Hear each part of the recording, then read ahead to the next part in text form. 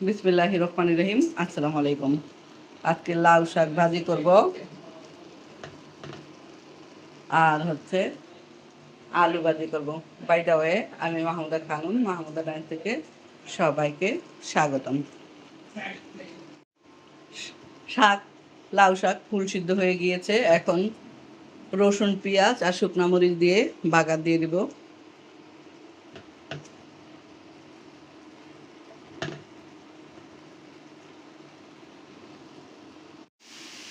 শুকনা মরিচ, পেঁয়াজ, রসুন দিয়ে শাক বাগার দিয়ে দিলাম। এখন সার্ভিং বলে নিয়ে নিব।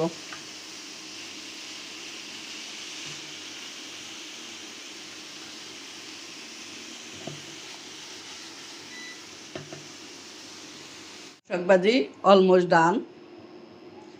এখন ওই ফ্রাই প্যানে আমি আলু ভাজি করে নেব সরষের তেল দিয়ে। কোনো রকমের গুঁড়া মশলার ব্যবহার করব না।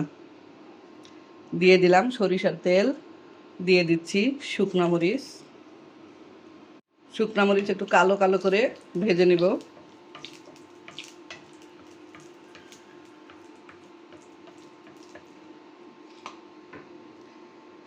এখন দিয়ে দিচ্ছি পেঁয়াজ আর কাঁচামরিচ।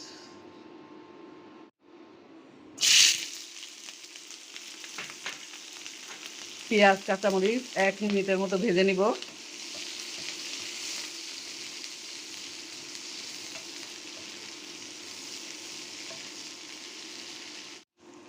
দিয়ে দিচ্ছি আলু। আলু এখানে 1 কেজি আলু আছে। খোসা খোসা ছাড়িয়ে পরিষ্কার করে ধুয়ে নিয়েছি। খোসা ছাড়িয়ে কেটে পরিষ্কার করে ধুয়ে নিয়েছি।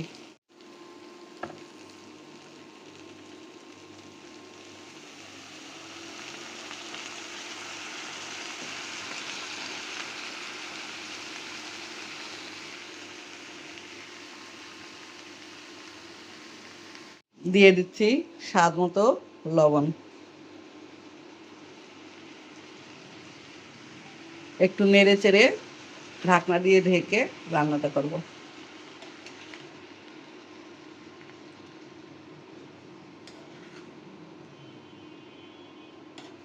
নেড়ে চেড়ে দিলাম, এখন ঢাকনা দিয়ে ঢেকে দেব।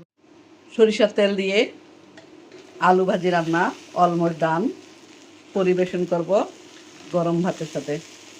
এখন একটা সার্ভিং বলে নিয়ে নেব।